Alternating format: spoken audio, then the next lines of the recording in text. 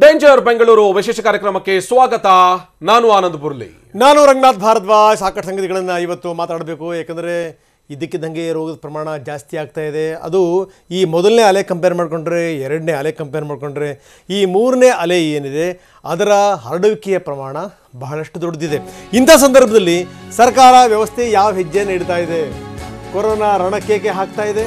ನಿಜಕ್ಕೂ ಬೆಂಗಳೂರಿಗರು ಎಚ್ಚರದಿಂದಿರಬೇಕು. ಯಾಕಂದರೆ red alert ಇದೆ ಬೆಂಗಳೂರಿನಲ್ಲಿ. ಕೇಂದ್ರ ಬಿಡುಗಡೆ ಮಾಡಿರುವಂಥ ಪಟ್ಟಿನಲ್ಲಿ ಬೆಂಗಳೂರು ಕೂಡ ಇದೆ. ಬೆಂಗಳೂರು ಮತ್ತೆ ಈ ಕೊರೋನಾ ಚಕ್ರವ್ಯೂಹದಲ್ಲಿ ಸಿಕ್ಕಾಕೊಳ್ಳುತ್ತಾ ಅನ್ನುವಂಥ ಭಯ ಭೀತಿ ಎದುರಾಗಿದೆ. ಯಾಕಂದರೆ ಒಂದು ವಾರದಿಂದ ನೋಡ್ತಾ ಇದ್ದೀವಿ ಆ ರೋಗ ಹರಡುವಿಕೆಯ ಪ್ರಮಾಣ, ಅಂದರೆ ವೈರಸ್ ಹರಡುವಿಕೆಯ ಪ್ರಮಾಣ ಇದೆಯಲ್ಲ ಜಾಸ್ತಿ ಆಗಿದೆ. ಭಾನುವಾರ ಒಂದೇ ದಿನ ಬೆಂಗಳೂರಿನಲ್ಲಿ 923 ಕೇಸ್ಗಳು. ನಿನ್ನೆ ಒಂದೇ ದಿನ. ಹೆಚ್ಚಾದರೆ ಅಚಾತುರ್ಯ ಗ್ಯಾರಂಟಿ.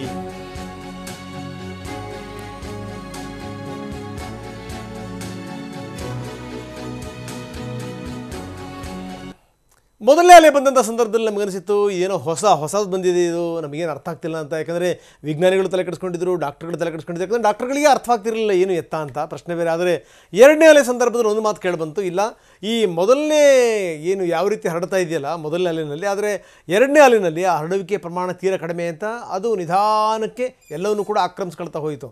ಇನ್ನು ಮೂರನೇ ಅಲೆ ಆ ರೀತಿ ಇಲ್ಲ, ಇದು ಹರಡುವಿಕೆಯ ಪ್ರಮಾಣ ಕೂಡ ಜಾಸ್ತಿ ಆಗ್ತಾ ಇದೆ. ಯಾವ ರೀತಿ ಬೆಂಗಳೂರಲ್ಲಿ ರೆಡ್ ಅಲರ್ಟ್ ಇದೆ, ಬೆಂಗಳೂರು ಯಾವ ರೀತಿ ಡೇಂಜರಲ್ಲಿದೆ, ಬನ್ನಿ ನೋಡೋಣ.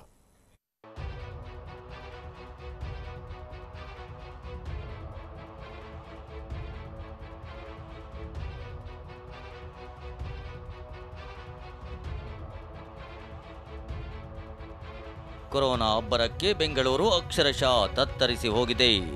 ದಿನೇ ದಿನೇ ಸ್ಫೋಟಗೊಳ್ತಾಗಿರೋ ಸೋಂಕಿನ ಬಾವು ರಾಜಧಾನಿ ಜನರನ್ನ ಕಂಗಾಲಾಗುವಂತೆ ಮಾಡಿದೆ. ನಿತ್ಯದ ವೈರಸ್ ರಿಪೋರ್ಟ್ನಲ್ಲಿ ಇಡೀ ರಾಜ್ಯದ್ದೇ ಒಂದು ತೂಕವಾದರೆ ಬೆಂಗಳೂರಿನದ್ದೇ ಒಂದು ತೂಕವಾಗಿದೆ.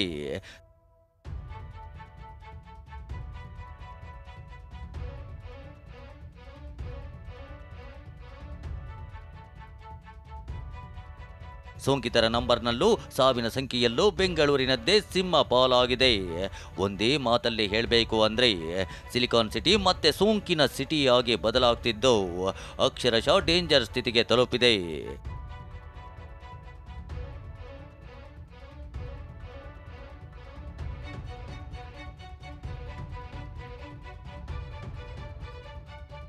ಕೊರೋನಾ ಅಬ್ಬರ ಸಿಲಿಕಾನ್ ಸಿಟಿಗೆ ಮಹಾ ಗಂಡಾಂತರ.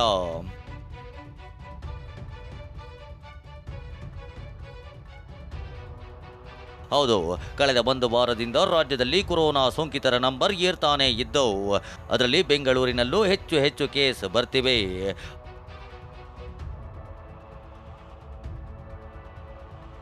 ಅಂದಹಾಗೆ ಕೇವಲ 5 ದಿನ ಅಂದರೆ ಡಿಸೆಂಬರ್ 28ರಂದು ರಾಜ್ಯದಲ್ಲಿ ಕೇವಲ 356 ಹೊಸ ಕೊರೋನಾ ಕೇಸ್ ಪತ್ತೆಯಾಗಿತ್ತು. ಇದರಲ್ಲಿ ಬೆಂಗಳೂರಿನಲ್ಲೇ 269 ಪಾಸಿಟಿವ್ ಕೇಸ್ ಇದ್ವು. ಆದರೆ ಡಿಸೆಂಬರ್ 29ರಂದು ಕೊರೋನಾ ಸೋಂಕಿತರ ಸಂಖ್ಯೆಯಲ್ಲಿ ಏಕಾಏಕಿ ಏರಿಕೆ ಕಂಡಿತ್ತು. ಅಂದು ಬರೋಬ್ಬರಿ 566 ಮಂದಿ ಕೊರೋನಾ ಸೋಂಕಿನ ಸುಳಿಗೆ ಬಿದ್ದಿದ್ರು. ಆಘಾತಕಾರಿ ವಿಚಾರ ಅಂದರೆ 566 ಮಂದಿ ಪೈಕಿ ಬೆಂಗಳೂರು ಒಂದರಲ್ಲಿ 400 ಮಂದಿಗೆ ಕೊರೋನಾ ಒಕ್ಕರಿಸಿತ್ತು. ಮತ್ತು ರಾಜ್ಯದಲ್ಲೊಟ್ಟು 707 ಹೊಸ ಕೇಸ್ಗಳು ಪತ್ತೆಯಾಗಿದ್ವು. ಈ 707 ಕೇಸ್ಗಳ ಪೈಕಿ ಬೆಂಗಳೂರಲ್ಲೇ ಬರೋಬ್ಬರಿ 565 ಮಂದಿ ಇದ್ರು. ಇನ್ನು ಡಿಸೆಂಬರ್ 31ರಂದು ರಾಜ್ಯದಲ್ಲೊಟ್ಟು 832 ಕೇಸ್ ದಾಖಲಾಗಿದ್ವು. ಈ 832 ಕೇಸ್ ಪೈಕಿ 656 ಕೇಸ್ ಬೆಂಗಳೂರಿನಲ್ಲೇ ಪತ್ತೆಯಾಗಿದ್ವು. ಇನ್ನು ಜನವರಿ 1ರಂದು ಅಂದರೆ ಬರೋಬ್ಬರಿ 6 ತಿಂಗಳ ಬಳಿಕ ಕೊರೋನಾ 1000 ಗಡಿ ದಾಟಿ ರಣಕೇಕೆ ಹಾಕಿತ್ತು. ಶನಿವಾರ 1033 ಕೇಸ್ ರಾಜ್ಯದಲ್ಲಿ ಪತ್ತೆಯಾಗಿದ್ರೆ ಬೆಂಗಳೂರಿನಲ್ಲೇ ಬರೋಬ್ಬರಿ 810 ಕೇಸ್ ಇದ್ವು. ಬೆಂಗಳೂರಿನಲ್ಲಿ ಭಾನುವಾರವೂ ಕೊರೋನಾ ಮಹಾಸ್ಫೋಟ.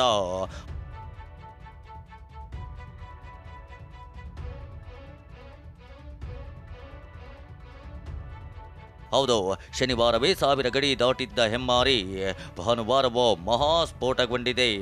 ಮತ್ತೆ 1000 ಗಡಿ ದಾಟಿ ಅಟ್ಟಹಾಸ ಮೆರೆದಿದೆ.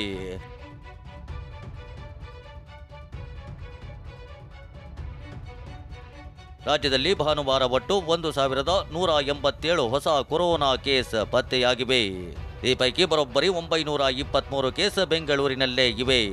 ಇನ್ನು ರಾಜ್ಯದಲ್ಲಿ ಭಾನುವಾರ ಒಟ್ಟು 6 ಜನ ಕೊರೋನಾಗೆ ಬಲಿಯಾಗಿದ್ರೆ ಅದರಲ್ಲಿ 3 ಬೆಂಗಳೂರಿನವರೇ ಆಗಿದ್ದಾರೆ. ಇನ್ನೊಂದು ವಾರದಲ್ಲಿ ನಿತ್ಯ 3,000 ಸೋಂಕಿತರು ಪತ್ತೆ. ವೈರಸ್ ದಾಳಿಯಿಂದ ಬೆಂಗಳೂರಾಯ್ತು ರೆಡ್ ಝೋನ್.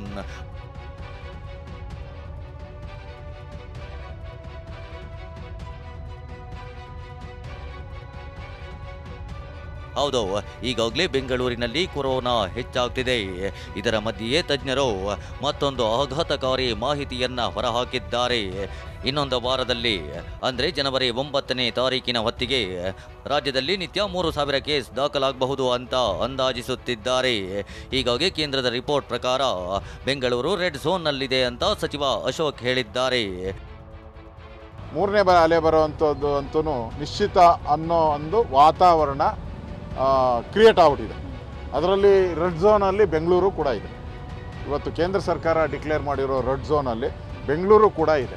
ಅದರಿಂದ ಬೆಂಗಳೂರನ್ನು ಅಲರ್ಟ್ ಮಾಡುವಂಥದ್ದು ಭಾಳ ಪ್ರಮುಖವಾಗಿದೆ. ಅದಕ್ಕೋಸ್ಕರ ಮುಖ್ಯಮಂತ್ರಿಗಳು ಸಭೆ ಕರೆದು ಬೆಂಗಳೂರಲ್ಲಿ ಇನ್ನಷ್ಟು ರಿಸ್ಟ್ರಿಕ್ಷನನ್ನು ಮಾಡಿದ್ರೆ ನಾವು ಜನರ ಪ್ರಾಣವನ್ನು ಕಾಪಾಡ್ಬೋದು. ಇನ್ನು ಕೊರೋನಾ ಜೊತೆಗೆ ರೂಪಾಂತರಿ ಒಮಿಕ್ರಾನ್ ಟೆನ್ಷನ್ ಕೂಡ ಬೆಂಗಳೂರನ್ನ ಕಾಡ್ತಾ ಇದ್ದು ಬೆಂಗಳೂರಲ್ಲಿ ಮತ್ತೆ ಟಫ್ ರೂಲ್ಸ್ ಜಾರಿಗೆ ಬರೋ ಎಲ್ಲ ಸಾಧ್ಯತೆಗಳು ದಟ್ಟವಾಗಿವೆ. ಈಗಾಗಲೇ ಬಂದಿರೋ ವರದಿ ಪ್ರಕಾರ ಬೆಂಗಳೂರಿನಲ್ಲಿ ಲಾಕ್ಡೌನ್ ಜಾರಿಯಾದರೂ ಅಚ್ಚರಿ ಪಡಬೇಕಿಲ್ಲ ಅನ್ನೋ ಸ್ಥಿತಿ ನಿರ್ಮಾಣವಾಗಿದೆ. ಸದ್ಯ ಬುಧವಾರ ಸಿಎಂ ನೇತೃತ್ವದಲ್ಲಿ ಮತ್ತೊಮ್ಮೆ ಸಭೆ ನಡೆಯಲಿದ್ದು ಅಂದು ಬೆಂಗಳೂರಿನ ಭವಿಷ್ಯ ನಿರ್ಧಾರವಾಗಲಿದೆ. ಅನಿಲ್ ಕಲ್ಕೆರೆ, TV9 ಬೆಂಗಳೂರು.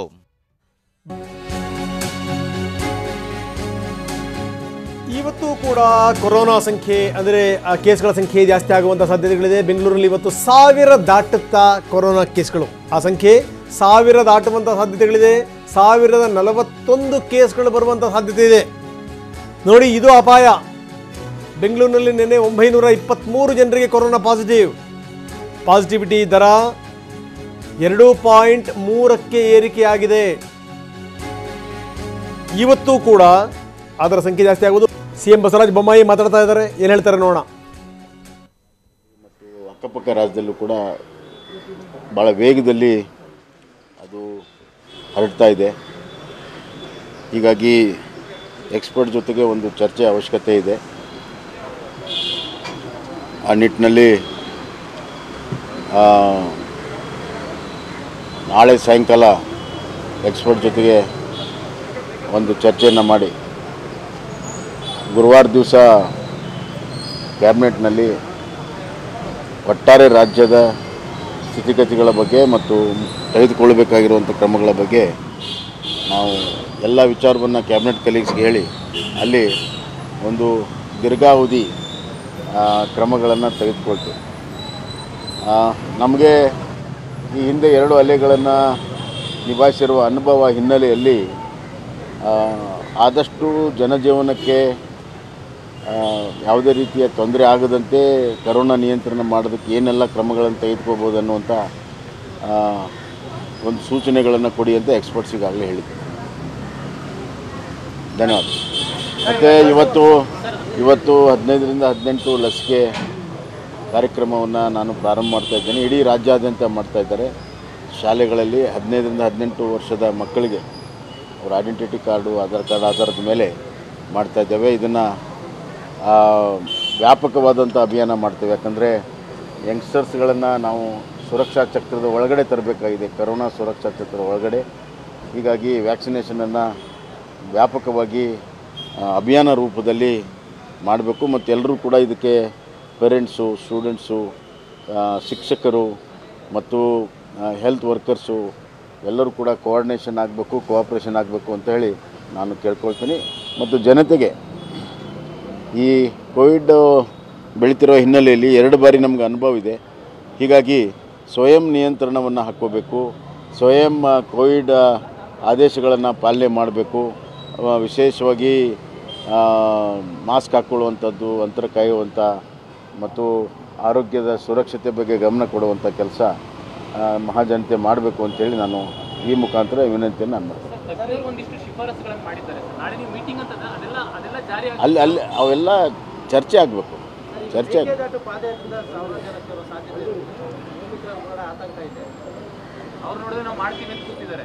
ನೋಡೋಣ ಅವ್ರು ಏನೇನು ಮಾಡ್ತಾ ಇದ್ದಾರೆ, ನಾನು ಗಮನಿಸ್ತಾ ಇದ್ದೀನಿ. ನಾಳೆ ಮೀಟಿಂಗ್ನಲ್ಲಿ ಸಾರ್ವತ್ರಿಕವಾಗಿ ಯಾವ ರೀತಿ ನಡವಳಿಕೆಗಳಾಗಬೇಕನ್ನುವಂಥದ್ದು ಕೂಡ ಎಲ್ಲರಿಗೂ ಅನ್ವಯಿಸ್ತದೆ. ಅವ್ರಿಗೆ ಅಷ್ಟೇ ಅಲ್ಲ, ಎಲ್ಲರಿಗೂ ಅನ್ವಯಿಸುವಂಥದ್ದು. ನಾಳೆ ಅದ್ರ ಬಗ್ಗೆ ಸಂಪೂರ್ಣ ಚರ್ಚೆ ಆಗುತ್ತೆ.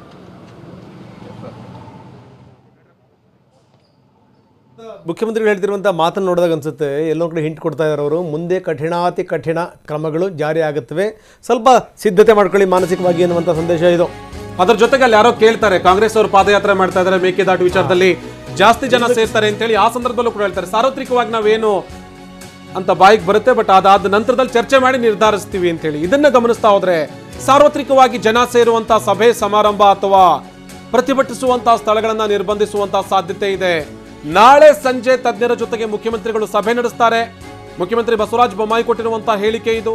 ಹೀಗಾಗಿ ನಾಳೆಯೇ ಹೊರಬೀಳುತ್ತಾ ದೊಡ್ಡ ಮಟ್ಟದ ಟಫ್ ರೂಲ್ಸ್ನ ನಿಯಮಾವಳಿಗಳು, ಮತ್ತಷ್ಟು ಕಠಿಣ ಕ್ರಮಗಳ ಬಗ್ಗೆ ನಾಳೆ ನಿರ್ಧಾರ ತೆಗೆದುಕೊಳ್ಳುವಂತಹ ಸಾಧ್ಯತೆ ಇದೆ. ನಾಳೆ ಬೆಂಗಳೂರಿನ ಲಾಕ್ ಭವಿಷ್ಯ ಏನಾದರೂ ನಿರ್ಧಾರ ಆಗುತ್ತಾ? ನಾಳೆ ಸಂಜೆ ತಜ್ಞರ ಜೊತೆಗೆ ಮುಖ್ಯಮಂತ್ರಿಗಳು ಸಭೆ ನಡೆಸ್ತಾರೆ. ಸಭೆಯಲ್ಲಿ ತಜ್ಞರು ಕೊಡುವಂತಹ ಸಲಹೆ ಸೂಚನೆಗಳನ್ನ ಪಾಲಿಸಲೇಬೇಕಾದಂತ ಅನಿವಾರ್ಯತೆ ಇದೆ ಸರ್ಕಾರಕ್ಕೆ. ಯಾಕೆ ಅಂತ ಹೇಳಿದ್ರೆ ಸೋಂಕಿನ ಸಂಖ್ಯೆ ಜಾಸ್ತಿ ಆಗ್ತಾ ಹೋದ್ರೆ ಅದನ್ನ ತಡೆಯೋದಕ್ಕೆ ಕಠಿಣಾತಿ ಕಠಿಣ ರೂಲ್ಸ್ಗಳು ಬರಲೇಬೇಕಾಗತ್ತೆ. ಹೀಗಾಗಿ ನಾಳಿನ ಸಭೆಯಲ್ಲಿ ಮತ್ತಷ್ಟು ಕಠಿಣ ಕ್ರಮಗಳ ಬಗ್ಗೆ ಚರ್ಚೆ ನಡೆಸಿ ನಿರ್ಧಾರ ತೆಗೆದುಕೊಳ್ಳುವಂತಹ ಸಾಧ್ಯತೆ ಇದೆ.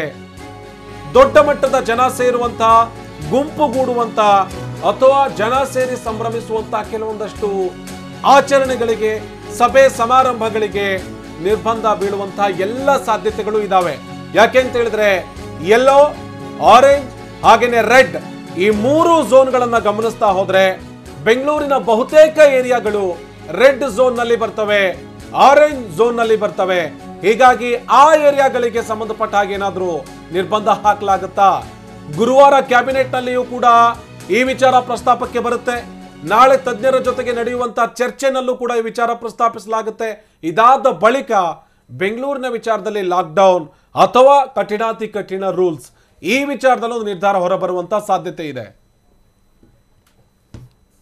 ಮತ್ತು ಒಮಿಕ್ರಾನ್ ಎರಡನ್ನೂ ಕೂಡ ನಾವು ಗಮನಿಸ್ತಾ ಇದ್ದೇವೆ. ಎಲ್ಲರಿಗೂ ಗೊತ್ತಿರುವಂತೆ ದೇಶದಲ್ಲಿ, ರಾಜ್ಯದಲ್ಲಿ ಮತ್ತು ಅಕ್ಕಪಕ್ಕ ರಾಜ್ಯದಲ್ಲೂ ಕೂಡ ಭಾಳ ವೇಗದಲ್ಲಿ ಅದು ಹರಡ್ತಾ ಇದೆ. ಹೀಗಾಗಿ ಎಕ್ಸ್ಪರ್ಟ್ ಜೊತೆಗೆ ಒಂದು ಚರ್ಚೆ ಅವಶ್ಯಕತೆ ಇದೆ. ಆ ನಿಟ್ಟಿನಲ್ಲಿ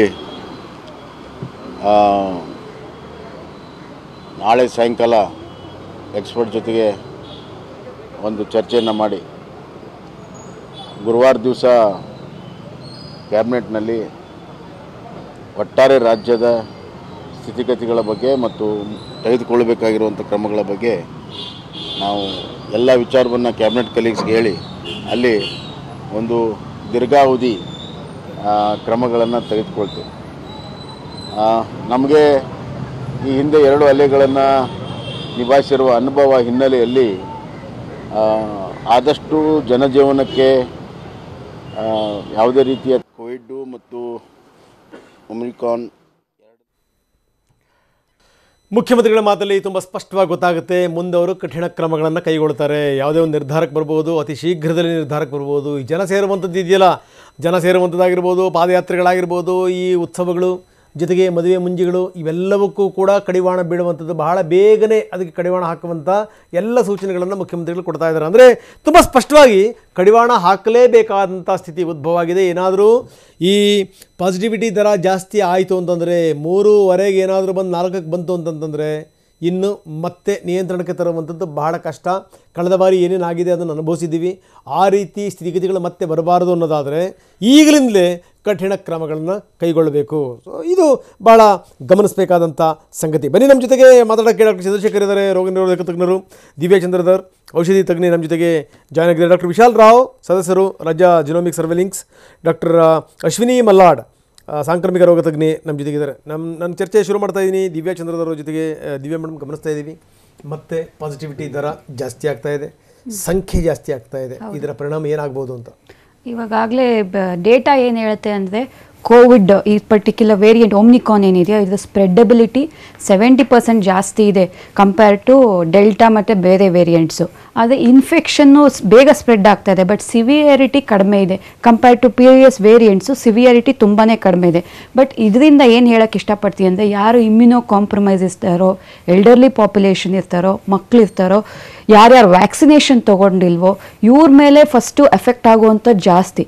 ಇನ್ಫೆಕ್ಷನ್ ರೇಟ್ಸ್ ಜಾಸ್ತಿ ಇರುತ್ತೆ, ಜಾಸ್ತಿ ಜನಕ್ಕೆ ಇನ್ಫೆಕ್ಟ್ ಆಗುತ್ತೆ, ಬಟ್ ಸಿವಿಯರಿಟಿ ಕಡಿಮೆ ಇರುತ್ತೆ. ಇವಾಗಲೇ ಸೌತ್ ಆಫ್ರಿಕಾದ ಎಕ್ಸಾಂಪಲ್ ತೊಗೊಂಡ್ರೆ ಅಲ್ಲಿ ಓಮ್ನಿಕಾನ್ ಅಲ್ಲೇ ಸ್ಟಾರ್ಟ್ ಆಗಿದ್ದು, ಅಲ್ಲಿ ನಂಬರ್ ಆಫ್ ಕೇಸಸ್ ವಿಪರೀತವಾಗಿ ಜಾಸ್ತಿ ಆಯಿತು.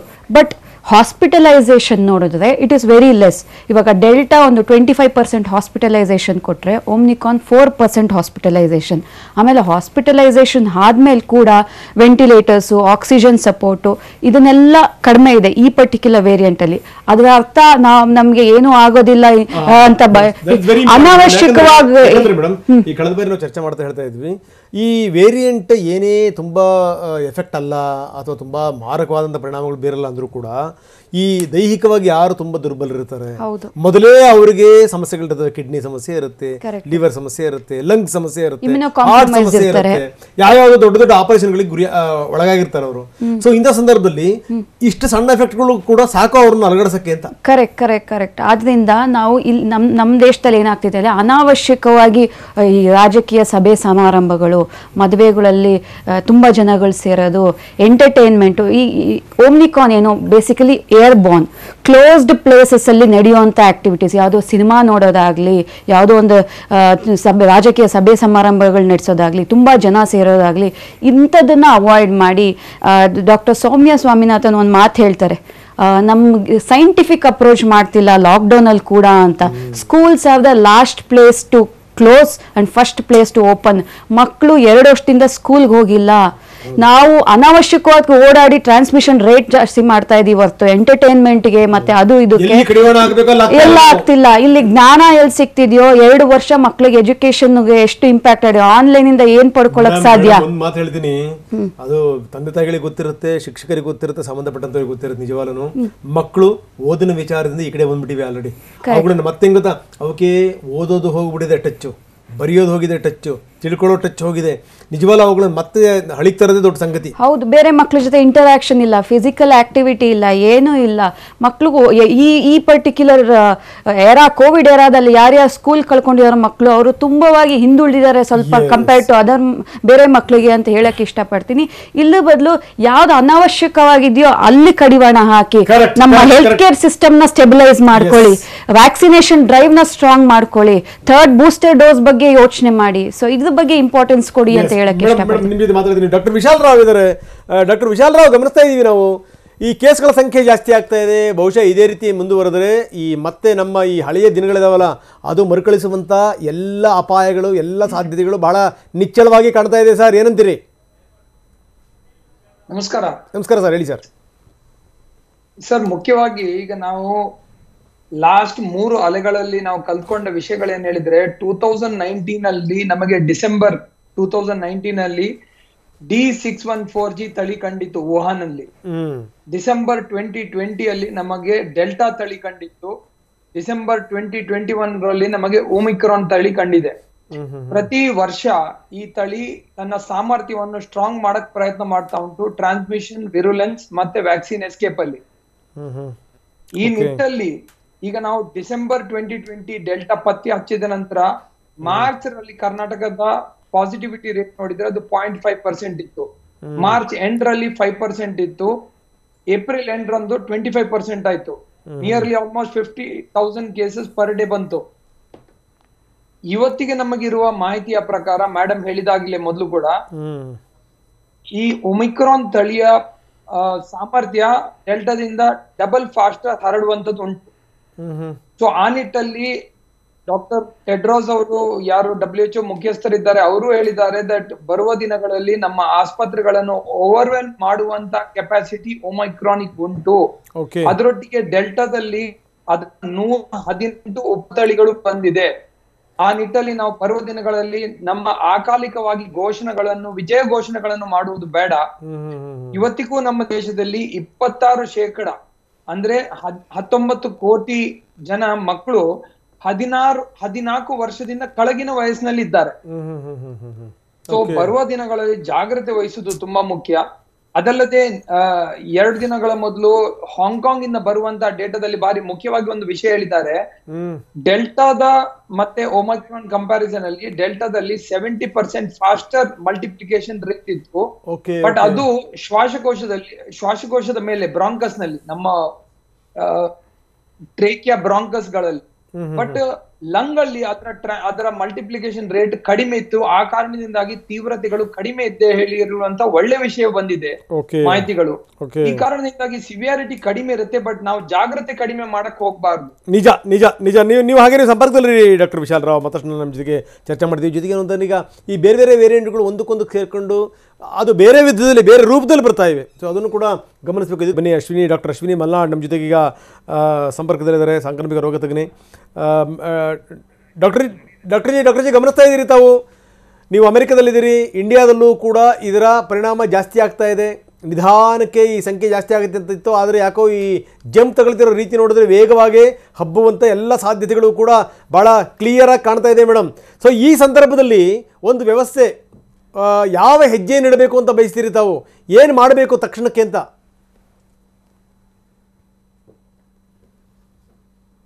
ಹಲೋ ಮೇಡಮ್ ಕೇಳ್ತಾ ಇದೆಯಾ? ಧ್ವನಿ ಕೇಳ್ತಾ ಇದೆಯಾ ಮೇಡಮ್? ಹಾ ಕೇಳಿಸ್ತಾ ಇದೆ. ಓಕೆ, ಹೇಳಿ ಮೇಡಮ್, ಹೇಳಿ please continue. So actually complete ಆಗಿ ಲಾಕ್ಡೌನ್ ಮಾಡಬೇಕು ಇಲ್ಲೋ? ಮೇಡಮ್ ತಾಂತ್ರಿಕ ನಿಮ್ಮ ಧ್ವನಿ ಸ್ಪಷ್ಟವಾಗಿ ಕೇಳ್ತಾ ಇಲ್ಲ ನನಗೆ. ಮತ್ತೆ ನಿಮ್ಮ ಜೊತೆಗೆ ನಾನು ಸಂಪರ್ಕ ಮಾಡ್ತೀನಿ. ಡಾಕ್ಟರ್ ಅಶ್ವಿನಿ ಮಲ್ನಾಡ್ ಹೇಳ್ತಾ ಇದ್ರು, ಮತ್ತು ಅವ್ರನ್ನ ಸಂಪರ್ಕ ಮಾಡುವಂಥ ಪ್ರಯತ್ನ ಮಾಡ್ತೀನಿ. ಬರೀ ಡಾಕ್ಟರ್ ಚಂದ್ರಶೇಖರ್ ನಮ್ಮ ಜೊತೆಗಿದ್ದಾರೆ. ಡಾಕ್ಟರ್ ಚಂದ್ರಶೇಖರ್ ರೋಗ ನಿರೋಧಕ ತಜ್ಞರು. ಡಾಕ್ಟರ್ ಚಂದ್ರಶೇಖರ್ ಜಿ, ನಾನು ಧ್ವನಿ ಕೇಳ್ತಾ ಇದೆಯಾ? ಓಕೆ, ಡಾಕ್ಟರ್ ವಿಶಾಲ್ ರಾವ್ ಇದ್ದಾರೆ. ಡಾಕ್ಟರ್ ವಿಶಾಲ್, ನಾನು ಧ್ವನಿ ಕೇಳ್ತಾ ಇದ್ದೀನಿ ಅಂತ ನಾನು ಭಾವಿಸ್ತೀನಿ. ತಾವು ಹೇಳ್ತಾ ಇದ್ದೀರಿ ಬಹಳಷ್ಟು ಸಂಗತಿಗಳನ್ನು.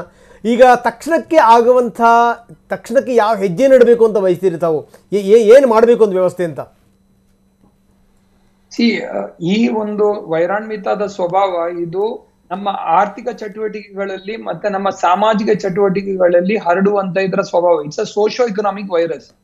ಸೊ ಈ ಸಂದರ್ಭದಲ್ಲಿ ಇವತ್ತಿಗೆ ನಾವು ನಮ್ಮ ಸೋಷಿಯಲ್ ಆಕ್ಟಿವಿಟಿಗಳನ್ನ ಆದಷ್ಟು ಮೈಕ್ರೋ ಲೆವೆಲ್ ಮತ್ತೆ ನಮ್ಮ ಆರ್ಥಿಕ ಚಟುವಟಿಕೆಗಳಲ್ಲಿ ನಾವು ಆಸ್ಪತ್ರೆ ಆವರಣ ಹೇಗೆ ನಡೆಸ್ತೇವೆ ಹಾಗೇನೆ ನಡೆಸಬೇಕಾಗತ್ತೆ ಬರುವ ದಿನಗಳಲ್ಲಿ.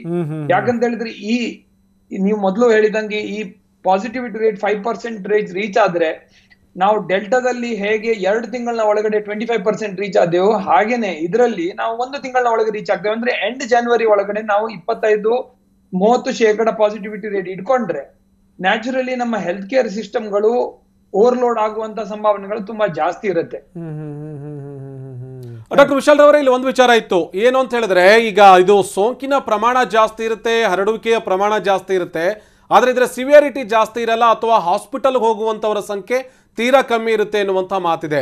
ಇಂಥದ್ದೊಂದು ಸಂದರ್ಭ ಗಮನಿಸ್ತಾ ಹೋದರೆ, ನೀವು ಹೇಳೋ ಪ್ರಕಾರ ಜನವರಿ ಅಂತ್ಯದ ಒಳಗಾಗಿಯೇ 30% ಪಾಸಿಟಿವಿಟಿ ರೇಟ್ಗೆ ಏನಾದರೂ ತಲುಪಿದ್ರೆ ಆಸ್ಪತ್ರೆಗಳಿಗೆ ಹೋಗುವಂಥವ್ರ ಸಂಖ್ಯೆ ಏನಾದರೂ ಜಾಸ್ತಿ ಆಗುವಂಥ ಸಾಧ್ಯತೆ ಇದೆಯಾ? ಈಗಿರೋ ಪ್ರಕಾರ ಆಸ್ಪತ್ರೆಗಳ ಮೇಲೆ ಡಿಪೆಂಡೆನ್ಸಿ ಕಮ್ಮಿ ಇರುತ್ತೆ ಅಂತೇಳಿ, ಹಾಗಂತೇಳಿ ನಾವು ವ್ಯವಸ್ಥೆಗಳನ್ನು ಮಾಡಿಕೊಳ್ಳದೇನೆ ಸುಮ್ಮನೆ ಇರಬೇಕಾ, ಅಥವಾ ಕೆಲವೊಂದಷ್ಟು ಕಠಿಣ ನಿಯಮಗಳನ್ನು ಹಾಕಬೇಕಾ? ಒಂದೊಮ್ಮೆ ಕಠಿಣ ನಿಯಮ ಹಾಕಬೇಕು ಅನ್ನೋದಾದ್ರೆ ಲಾಕ್ಡೌನ್ ಒಂದೇನಾ ಮಾರ್ಗ, ಡಾಕ್ಟರ್ ವಿಶಾಲ್ ರವರೇ?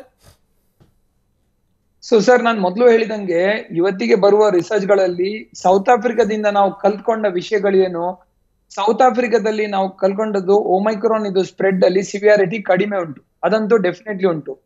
ಈಗ 2ನೇ ಕಂಪೇರ್ ಮಾಡಿದ್ರೆ ಸೌತ್ ಆಫ್ರಿಕಾದಲ್ಲಿ 25% ಇರುವಾಗ ಇವಾಗ ಬರೀ ಮಾತ್ರ 5% ಉಂಟು ಹಾಸ್ಪಿಟಲೈಸೇಷನ್ ICU. ಅಂದ್ರೆ ಅದರ ತೀವ್ರತೆ ಕಡಿಮೆ ಉಂಟು, ಆದ್ರೂ ಕೂಡ 5% ಉಂಟು. ವ್ಯಾಕ್ಸಿನೇಟೆಡ್ ಆದವರಲ್ಲೂ ಕೂಡ ಬರ್ತಾ ಉಂಟು.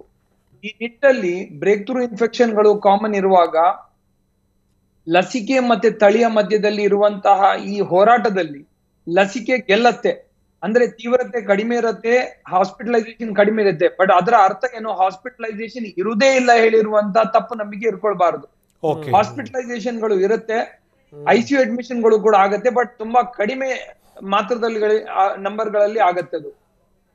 ನಾನು ಮೊದಲು ಹೇಳಿದಂಗೆ ಇವತ್ತಿಗೆ ಬರುವಂತಹ ಮಾಹಿತಿಗಳಲ್ಲಿ ಇದರ maximum multiplication rates in the bronchus air pipe ಅಲ್ಲಿ ಆಲ್ಮೋಸ್ಟ್ 70 ಟೈಮ್ಸ್ ಉಂಟು, ಬಟ್ ಶ್ವಾಸಕೋಶದಲ್ಲಿ 10 ಟೈಮ್ ಉಂಟು. ಬಟ್ ಅದರ ಅರ್ಥ ಏನು, ಲಂಗ್ಸ್ ಗಳಲ್ಲಿ ಅದು ಮಲ್ಟಿಪ್ಲೈ ಆಗ್ತಾ ಇಲ್ಲ ಹೇಳಿ ಅಲ್ಲ, ಬಟ್ ಸ್ವಲ್ಪ ಸ್ಲೋರ್ ಆಗಿ ಆಗ್ತಾ ಉಂಟು. ಅದನ್ನದು ಒಂದು ಲೆಕ್ಕದಲ್ಲಿ ಒಂದು ಆಶ್ವಾಸನೆ. ಬಟ್ ಅದನ್ನ ಹೇಳ್ಕೊಂಡು ನಾವು ಯಾವುದೇ ತರದಲ್ಲಿ ಇದರ ಸಿವಿಯಾರಿಟಿ ತುಂಬಾ ಕಡಿಮೆ ಉಂಟು ಹೇಳಬಾರದೆ ಹೇಳಿ ಎಲ್ಲಾ ವಿಖ್ಯಾತ ಜರ್ನಲ್ಗಳು USA, CDC, NHS, UK ಹೇಳ್ತಾ ಉಂಟು ಪುನಃ. ಓಕೆ ಡಾಕ್ಟರ್ ವಿಶಾಲ್ ಅವರೇ, ನಾವು ಅಕಾಲಿಕವಾಗಿ ಯಾವುದೇ ತರದ ವಿಜಯ ಘೋಷಣಾ ಅಥವಾ ಯಾವುದೇ ತರದ ಇಂಥ ಸ್ಟೇಟ್ಮೆಂಟ್ ಗಳನ್ನು ಮಾಡಿದ್ರೆ ಜನರ ನಿರ್ಲಕ್ಷಣೆಗಳು ಜಾಸ್ತಿ ಆಗುತ್ತೆ. ಓಕೆ ಡಾಕ್ಟರ್ ವಿಶಾಲ್ ಅವರೇ, ಒಂದು ವಿಚಾರ ಐತಿಲ್ಲ, ನಾನು ಏನ್ ಕೇಳ್ತಾ ಇದ್ದೀನಿ ಅಂತ ಹೇಳಿದ್ರೆ, ಈಗ ಆಸ್ಪತ್ರೆಗೆ ದಾಖಲಾಗುವಂಥವರ ಸಂಖ್ಯೆಯೂ ಕೂಡ ಇದರಲ್ಲಿ ಇರುತ್ತೆ, ಆಸ್ಪತ್ರೆಗೆ ದಾಖಲಾಗುವವರ ಪ್ರಮಾಣ ಅಟ್ಲೀಸ್ಟ್ 5% ಇರುತ್ತೆ ಅಂತ ಹೇಳ್ತಾ ಇದ್ರಿ. ಹೀಗಂತೇಳಿ ನಾವು ಆಸ್ಪತ್ರೆಗಳನ್ನು ಸಜ್ಜುಗೊಳಿಸಬೇಕು, ಆಸ್ಪತ್ರೆಯಲ್ಲಿರುವಂಥ ವ್ಯವಸ್ಥೆಯನ್ನು ಸಜ್ಜುಗೊಳಿಸಬೇಕು, ಆಸ್ಪತ್ರೆಗಳಿಗೆ ಬರುವಂಥ ರೋಗಿಗಳಿಗೆ ಚಿಕಿತ್ಸೆ ಕೊಡೋದಕ್ಕೆ ರೆಡಿ ಮಾಡಬೇಕು, ಅದೊಂದೇ ಸಾಕಾಗತ್ತಾ? ಅಥವಾ ಮತ್ತೆ ವಾಪಸ್ ನಾವೇನಾದರೂ weekend curfew, lockdown, night curfew ಅಥವಾ ಕೆಲವೊಂದಷ್ಟಕ್ಕೆ ನಿರ್ಬಂಧ ಇದನ್ನು ಕೂಡ ಹೇರಬೇಕಾದಂಥ ಅನಿವಾರ್ಯತೆ ಉದ್ಭವ ಆಗುತ್ತಾ ಅಂತ? ಕೇವಲ ಬಂದಂಥವರಿಗೆ ಚಿಕಿತ್ಸೆ ಕೊಡೋದಕ್ಕೆ ವ್ಯವಸ್ಥೆಯ ಜೊತೆಗೇನೆ ನಿರ್ಬಂಧಗಳನ್ನು ಕೂಡ ಹಾಕಬೇಕಾದಂಥ ಅನಿವಾರ್ಯತೆ ಎದುರಾಗುತ್ತಾ ಅಂತ ಕರ್ನಾಟಕದ ಮಟ್ಟಿಗೆ ಪಾಸಿಟಿವಿಟಿ ರೇಟ್ ಅನ್ನು ಗಮನಿಸ್ತಾ ಹೋದ್ರೆ? ಹೌದು. ಸೊ ಈ ನಿಟ್ಟಲ್ಲಿ ಮೊದಲನೇದಾಗಿ social economic curves more important ಉಂಟು. ಈಗ ನೀವು ಸಿಂಗಾಪುರ್ ಇದ್ ಮಾಡೆಲ್ ಅನ್ನು ನೋಡಿದ್ರೆ, end of circuit breaker model, ಅವ್ರು ಏನ್ ಹೇಳಿದ್ರು, 5% ಕ್ರಾಸ್ ಆಗ್ತಾ ಇರುವಾಗ ಇಮಿಡಿಯೇಟ್ಲಿ ಸೋಷಿಯಲ್ ಆಕ್ಟಿವಿಟಿಗಳನ್ನು ಮೊದಲು ಅವರು ಕಂಟ್ರೋಲ್ ಮಾಡ್ತಾರೆ. ಸೋಷಿಯಲ್ ಆಕ್ಟಿವಿಟಿಗಳನ್ನು ಅಂದ್ರೆ ಸೋಷಿಯಲ್ ಎಂಟರ್ಟೈನ್ಮೆಂಟ್ ಗಳನ್ನು ಕಡಿಮೆ ಮಾಡ್ತಾ ಹೋಗ್ಬೇಕಾಗತ್ತೆ. ಅದರ ನಂತರನು ಕೂಡ ತಡೆಯಕ್ ಆಗ್ಲಿಲ್ಲದಿದ್ರೆ ಇಕನಾಮಿಕ್ ಆಕ್ಟಿವಿಟಿಗಳಲ್ಲೂ ಕೂಡ ತಡೆ ಹಾಕಬೇಕಾಗತ್ತೆ.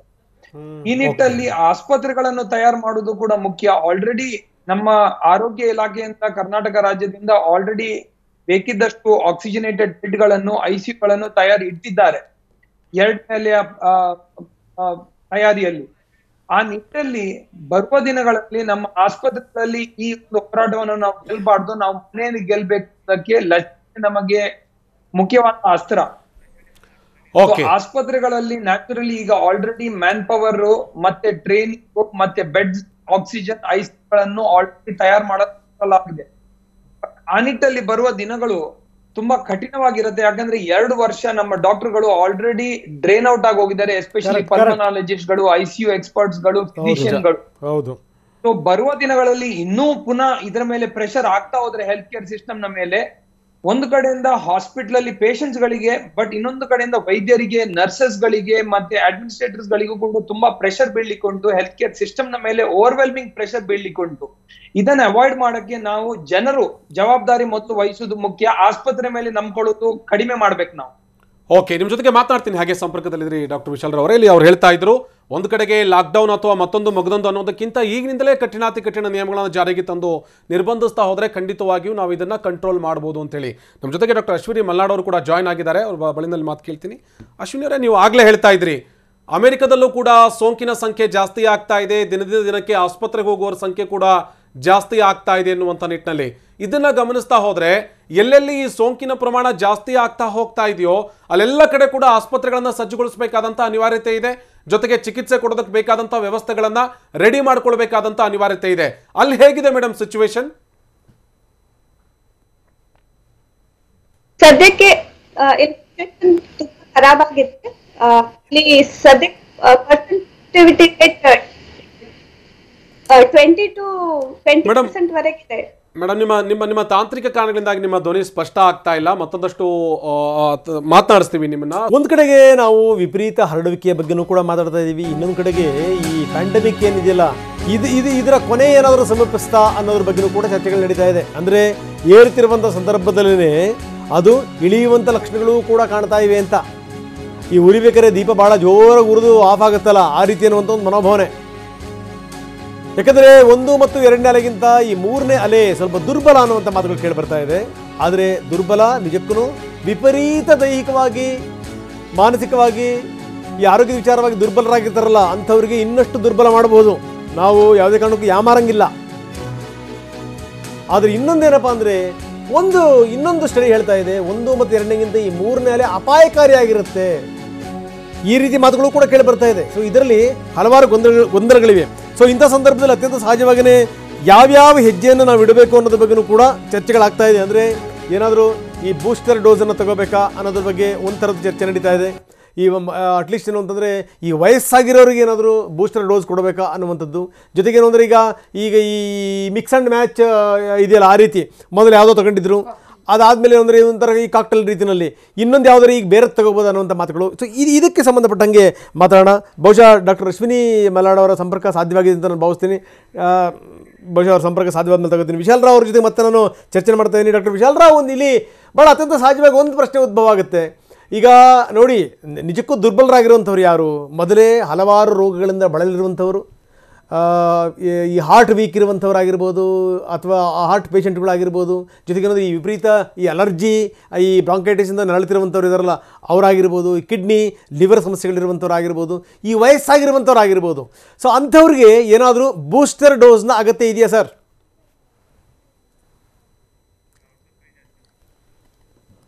ಓಕೆ, ಸೊ ಇದೇ ಪ್ರಶ್ನೆ ಡಾಕ್ಟರ್ ದಿವ್ಯಾ ಚಂದ್ರಧರ್ ಅವ್ರಿಗೆ. ಬಹುಶಃ ಏನು ಅಂದರೆ ಮತ್ತೇನಾದರೂ ಬೂಸ್ಟರ್ ಡೋಸ್ ಏನಾದರೂ ಪ್ರಸ್ತಾಪ ಬರ್ಬೋದಾ ಮೇಡಮ್? WHO ಈಗ ಆಲ್ರೆಡಿ ಹೇಳಿದೆ, ಯಾರ್ಯಾರು ಇಮ್ಯುನೋ ಕಾಂಪ್ರಮೈಸ್ಡ್ ಇದ್ದಾರೋ, ಯಾರ್ಯಾರಿಗೆ ಬೇರೆ ಬೇರೆ ಥರ ಡಿಸೀಸ್ ಇದೆಯೋ ಅವು, ಮತ್ತು ಎಲ್ಡರ್ಲಿ ಪಾಪ್ಯುಲೇಷನ್ ಏನಿದೆಯೋ ಅವ್ರಿಗೆಲ್ಲ ಬೂಸ್ಟರ್ ಡೋಸ್ ಕೊಡಬೇಕಾಗಿ ಬರುತ್ತೆ ಅಂತ WHO ಕ್ಲಿಯರಾಗಿ ಸ್ಪಷ್ಟನೆ ನೀಡಿದೆ.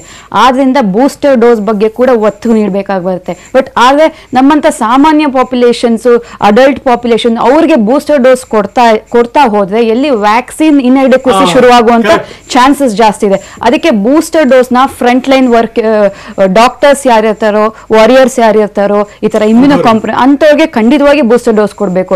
ಇಸ್ರೇಲ್ ಅಲ್ಲಿ ಆಗ್ಲೇ 4th ಬೂಸ್ಟರ್ ಡೋಸ್ ಕೊಡ್ತಾ ಇದ್ದಾರೆ. ನಾವು 3ನೇದ್ರ ಬಗ್ಗೆ ಯೋಚನೆ ಮಾಡ್ತಾ ಇದೀವಿ. ಇಸ್ರೇಲ್ 4th ಬೂಸ್ಟರ್ ಡೋಸ್ ಕೊಡ್ತಾ ಇದ್ದಾರೆ. ಮೇಡಮ್, ಈಗ ಅಲ್ಲಿನ ಜನಸಂಖ್ಯೆ, ಅಲ್ಲಿನ ಸ್ಥಿತಿಗತಿಗಳು, ಅದೆಲ್ಲದರ ಮೇಲೆ ಭಾರತದಂತಹ ಜನಸಂಖ್ಯೆಗೆ ನೀವು 130 ಕೋಟಿ 140 ಕೋಟಿ ನೀವು ಬೂಸ್ಟರ್ ಡೋಸ್ ಕೊಡಬೇಕು, ಏನಾಗಬೇಕು? ಮೇಡಮ್, ನಿಮ್ಮ ಜೊತೆ ಚರ್ಚೆ ಮಾಡ್ತೀನಿ. ಡಾಕ್ಟರ್ ವಿಶಾಲ್ ರಾವ್ ನಮ್ಮ ಜೊತೆ ಸಂಪರ್ಕದಲ್ಲಿ. ಡಾಕ್ಟರ್ ವಿಶಾಲ್, ನಾವು ಮಾತಾಡ್ತಾ ಇದ್ದೀವಿ, ದಿವ್ಯಾ ಚಂದ್ರಧರ್ ಕೂಡ ಅದನ್ನೇ ಹೇಳ್ತಾ ಇದ್ರು, ಸರ್ಕಾರ ಕೂಡ ಓಕೆ ಅಂದಿದೆ, ಹೌದು ಬೂಸ್ಟರ್ ಡೋಸ್ ಕೊಡಬೇಕು ಅಂತ. ಅದರಲ್ಲಿ ಅಟ್ಲೀಸ್ಟ್ ಏನು ಅಂತಂದ್ರೆ ಈಗಾಗಲೇ ಮೊದಲು ವಾರಿಯರ್ಸ್ ಯಾರ್ಯಾರು ಇದಾರಲ್ಲ ಅವರಿಗೆ ಮೊದಲು ಕೊಡಬೇಕು ಅನ್ನುವಂಥ ಮಾತುಗಳು ಒಂದು ಕಡೆ ಕೇಳಿ ಬರ್ತಾ ಇದೆ. ಇನ್ನೊಂದು ಕಡೆಗೆ ವಯಸ್ಸಾಗಿರುವಂಥವ್ರಿಗೆ ನಿಜಕ್ಕೂ ಅದರ ಅಗತ್ಯ ಇದೆ. ಜೊತೆಗೆ ರೋಗ ರುಜಿನಗಳಿಂದ ಬಳಲ್ತಿರುವಂಥವ್ರು ಇದಾರಲ್ಲ, ಯಾವ್ಯಾವುದೋ ಆಪರೇಷನ್ಗಳಾಗಿರ್ತಾರೆ, ಹಾರ್ಟ್ ವೀಕ್ ಇರುತ್ತೆ, ಕಿಡ್ನಿ ಲಿವರ್ ಲಂಗ್ಸ್ ಈ ಸಮಸ್ಯೆಗಳಿರ್ತವೆ, ಅಂಥವ್ರಿಗೂ ಕೂಡ ಕೊಡಬೇಕು ಅನ್ನುವಂಥ ಮಾತು. ನಿಮ್ಮ ಅಭಿಪ್ರಾಯ ಏನು ಡಾಕ್ಟರ್ ವಿಶಾಲ್? 2 ವಿಷಯಗಳು ಇದರಲ್ಲಿ. ಮೊದಲನೇದಾಗಿ ನಾವು ಮೊದಲನೇ ಅಲೆ 2ನೇ ಅಲೆ ನೋಡಿದಂತಹ ಚಿಂತನೆಗಳು ಜಗತ್ತಲ್ಲಿ ಅಸಾಂಕ್ರಾಮಿಕ ರೋಗಗಳು ಇದ್ದವರಲ್ಲಿ, ಅಂದ್ರೆ ನಾನ್ ಕಮ್ಯುನಿಕೇಬಲ್ ಡಿಸೀಸಸ್ ಇದ್ದವರಲ್ಲಿ, ಡಯಾಬಿಟಿಸ್ ಆಗ್ಲಿ, ಹೈಪರ್ ಟೆನ್ಷನ್ ಆಗ್ಲಿ, ಕಿಡ್ನಿ ಡಿಸೀಸ್ ಆಗ್ಲಿ, ಕ್ಯಾನ್ಸರ್ ಆಗ್ಲಿ, ಅಥವಾ ಬೇರೆ ತರದ ರೋಗಗಳಲ್ಲಿ ಈ ಕೋವಿಡ್ ನ ತೀವ್ರತೆ ಜಾಸ್ತಿ ಇತ್ತು. ಯಾಕಂದ್ರೆ ಅವರಲ್ಲಿ ರೋಗ ನಿರೋಧಕ ಶಕ್ತಿ ಕಡಿಮೆ ಇತ್ತು. ಈ ವಯಸ್ಸಾಗಿರೋರು ಸೇರ್ಕೊಂಡು, ಇವರಲ್ಲಿ ವೃದ್ಧರು ಸೇರ್ಕೊಂಡು ಇದರಲ್ಲಿ ಅಸಾಂಕ್ರಾಮಿಕ ರೋಗಗಳಲ್ಲಿ ಮತ್ತೆ ವಯಸ್ಸಾದವರಲ್ಲಿ ತೀವ್ರತೆ ಜಾಸ್ತಿ ಇದ್ರು ಕೂಡ ಇವರಲ್ಲಿ ಆಕ್ಚುಲಿ ಹೈಯೆಸ್ಟ್ ನೆಗ್ಲೆಕ್ಟ್ ಆಯ್ತು ತೊಂದರೆಗಳು. ಅಂದ್ರೆ ಆ ಡಯಾಬಿಟಿಕ್ಸ್ ಗಳು ಆಸ್ಪತ್ರೆಗೆ ಹೋಗಿಲ್ಲ, ಚೆಕಪ್ ಗೆ, ಹಾರ್ಟ್ ಡಿಸೀಸ್ ಅವರು ಆ ಕಾರಣದಿಂದಾಗಿ ನಾವು ಲಾಸ್ಟ್ 6 ತಿಂಗಳಲ್ಲಿ ಸಡನ್ ಆಗಿ ಓವರ್ಲೋಡ್ ನೋಡ್ತಾ ಇದ್ದೇವೆ ಹಾಸ್ಪಿಟಲ್ ಅಲ್ಲಿ ಅಸಾಂಕ್ರಾಮಿಕ ರೋಗಗಳು. ಬರುವ ದಿನಗಳಲ್ಲಿ ಈ ತೊಂದರೆ ಪುನಃ ಬರಬಾರದು. ಸಡನ್ ಡೆತ್ಸ್ ಗಳು, ನೆಗ್ಲೆಕ್ಟ್ ಡಿಸೀಸ್ ಗಳು, ಇತರ ಕಾಂಪ್ಲಿಕೇಶನ್ ಗಳು ಇವತ್ತಿಗೆ ಲಾಸ್ಟ್ 6 ತಿಂಗಳು ನಾವು ಜಾಸ್ತಿ ನೋಡಿದ್ದೇವೆ. ಇದಕ್ಕೆ ಕಾರಣ ಏನಂತ ಹೇಳಿದ್ರೆ ಲಾಸ್ಟ್ 1 ವರ್ಷ ಜನರು ಭಯಪಟ್ರು ಆಸ್ಪತ್ರೆ ಬರಕ್ಕೆ, ಅಸಾಂಕ್ರಾಮಿಕ ರೋಗಗಳನ್ನು ನೆಗ್ಲೆಕ್ಟ್ ಮಾಡಿದ್ರು. ಆ ಚಿಂತನೆ ನಮಗೆ ಇವತ್ತಿಗೆ ಎದುರಲ್ಲಿ ಉಂಟು. ದಟ್ ಬರುವ ದಿನಗಳಲ್ಲಿ ನಾವು ಪುನಃ ಈಗೇನೆ ನಾವು ನಿರ್ಲಕ್ಷ್ಯ ಮಾಡಿದ್ರೆ ನಮ್ಮ ಆರೋಗ್ಯವನ್ನು ನೆಕ್ಸ್ಟ್ 6 ತಿಂಗಳು 1 ವರ್ಷ ನಮಗೆ ಡಬಲ್ ಓವರ್ಲೋಡ್ ಆಗುತ್ತೆ ಹೆಲ್ತ್ ಕೇರ್ ಸಿಸ್ಟಮ್ ಗೆ. ಅಸಾಂಕ್ರಾಮಿಕ ರೋಗಗಳಿಂದ, ಈ ಸೋಂಕಿಂದ ಅಲ್ಲ, ಬಟ್ ಅಸಾಂಕ್ರಾಮಿಕ ರೋಗಗಳಿಂದಾಗಿ ಜೀವಾಗ ಅಪಾಯ ಆಗುವುದು ಸಂಭಾವನೆಗಳು ಜಾಸ್ತಿ ಇರುತ್ತೆ. ಈಗ 2ನೇ ವಿಷಯ, ಜಗತ್ತಲ್ಲಿ ಇವತ್ತಿರುವಂತಹ ಚರ್ಚೆಗಳು ಮುಖ್ಯವಾಗಿ ಏನಾಗ್ತಾ ಉಂಟು ಹೇಳಿದ್ರೆ, USA CDC, UK NHS system, Europe ಇದು, ಮತ್ತೆ ಮೇಡಮ್ ಹೇಳಿದಂಗೆ ಇಸ್ರಾಯೇಲ್ ಅಲ್ಲೂ ಕೂಡ ಎಲ್ಲಾ ಕಡೆ ಮಾಹಿತಿ ಪಡ್ಕೊಂಡಲ್ಲಿ ನಮ್ಮ ರೋಗ ನಿರೋಧಕ ಶಕ್ತಿಗೆ ಒಂದು ನೆನಪು ಶಕ್ತಿ ಜಾಸ್ತಿ ಮಾಡಕ್ಕೆ 6 ತಿಂಗಳಾದ್ರ ವ್ಯಾಲಿಡಿಟಿ ಪೀರಿಯಡ್. 6 ತಿಂಗಳಾದ ಮೇಲೆ ಅದರ ನೆನಪು ಶಕ್ತಿ ಕಡಿಮೆ ಆಗತ್ತೆ. ಅಂತ ನಿಟ್ಟಲ್ಲಿ ನಮಗದರ ನೆನಪು ಶಕ್ತಿಯನ್ನು ಜಾಸ್ತಿ ಮಾಡಕ್ಕೆ ರೋಗ ನಿರೋಧಕ ಶಕ್ತಿಗೆ ಇನ್ನೊಂದು ನಮಗೆ ಒಂದು ಸೂಜಿಯನ್ನು ಚುಚ್ಚಿಸ್ಕೊಳ್ಬೇಕಾಗಬಹುದು. ಆ ನಿಟ್ಟಲ್ಲಿ ಬರುವ ದಿನಗಳಲ್ಲಿ ಬೂಸ್ಟರ್ ಡೋಸ್ ಅನಿವಾರ್ಯ. ಓಕೆ, ಈಗ ಬೂಸ್ಟರ್ ಡೋಸ್ ಅನಿವಾರ್ಯ ಅನ್ನೋದಾದರೆ ಈಗ ಮೇಡಮ್ ಕೂಡ ಹೇಳ್ತಾ ಇದ್ರು ಇಸ್ರೇಲ್ ಈಗಾಗಲೇ 4ನೇ ಡೋಸ್ ಬಂದಿದೆ ಅನ್ನುವಂಥ ಮಾತನ್ನು ಹೇಳ್ತಾ ಇದ್ರು. ಈಗ ಈ ಸಣ್ಣ ಪುಟ್ಟ ರಾಷ್ಟ್ರಗಳು ನಿಭಾಯಿಸುವಂಥ ರಾಷ್ಟ್ರಗಳಾದರೆ ಓಕೆ ಡಾಕ್ಟ್ರೆ, ಈಗ ನಮ್ಮಲ್ಲಿ ನಾವು ಇಲ್ಲಿ ತನಕ ಮಾಡಿರುವಂಥದ್ದೇ ಒಂದು ದೊಡ್ಡ ಕ್ರಾಂತಿ ಬಿಡಿ. ಇಷ್ಟೊಂದು ಈ ಡೋಸ್ ಕೊಡುವಂಥದ್ದು ಸಾಮಾನ್ಯ ಸಂಗತಿ ಅಲ್ಲ. ಈ ನಿಟ್ಟಿನಲ್ಲಿ ಅದೊಂದು ಹೊಸ ಮೈಲುಗಲ್ಲದು ಭಾರತದ ಇತಿಹಾಸದಲ್ಲಿ. ಆ ವಿಚಾರ ಪಕ್ಕಕ್ಕೆ ಇಡೋಣ. ಈಗ ಮತ್ತೊಂದು ಸರಿ ಬೂಸ್ಟರ್ ಡೋಸ್ ಕೊಡಬೇಕು ಅಂತಂದರೆ ಅದರ ಉತ್ಪಾದನೆ ಕೂಡ ಹೆಚ್ಚಾಗುತ್ತೆ, ಅದರ ಖರ್ಚು ಕೂಡ ಹೆಚ್ಚಾಗುತ್ತೆ. ನಂಬರ್ 1. ನಂಬರ್ 2, ವೆರಿ ಇಂಪಾರ್ಟೆಂಟ್ಲಿ ಡಾಕ್ಟ್ರೆ, ನಮಗೊಂದು ಕ್ಲಾರಿಟಿ ಬೇಕಾಗಿದೆ. ಈಗ ಏನಾದರೂ ಈ ಮಿಕ್ಸ್ ಆ್ಯಂಡ್ ಮ್ಯಾಚ್ ಏನಾದರೂ ಈ ಪದ್ಧತಿನ ತರ್ಬೋದಾ? ಈ ಹಿಂದೆ ಯಾವುದೋ ಕೋವ್ಯಾಕ್ಸಿನ್ ತಗೊಂಡಿರ್ತಾರೆ ಅಥವಾ ಕೋವಿಶೀಲ್ಡ್ ತಗೊಂಡಿರ್ತಾರೆ, ಅದಾದಮೇಲೆ ಈಗ ನಾವು ತೆಗೆದುಕೊಳ್ಳುವಂಥ ಬೂಸ್ಟರ್ ಡೋಸ್ ಇದೆಯಲ್ಲ ಅದು ಬೇರೆ ಯಾವ ಕಂಪ್ನಿದವರು ತಗೋಬೋದು, ಆ ರೀತಿ ಏನಾದರೂ ಮಾಡ್ಬೋದಾ ಡಾಕ್ಟ್ರೆ? ಸೊ ಇದಕ್ಕೆ USA ಮತ್ತೆ UK ಅಲ್ಲಿ ಮಾಡಿದ ಸಂಶೋಧನೆಗಳು ಮತ್ತೆ ಯುರೋಪ್ ಅಲ್ಲಿ ರೀಸೆಂಟ್ ಆಗಿ ಬಂದ ರಿಪೋರ್ಟ್ ಉಂಟು. ಹೆಟಿರೋಲೋಗಸ್ ವ್ಯಾಕ್ಸಿನೇಷನ್ ಹೇಳಿ, ಅಂದ್ರೆ ಮಿಕ್ಸ್ ಅಂಡ್ ಮ್ಯಾಚ್.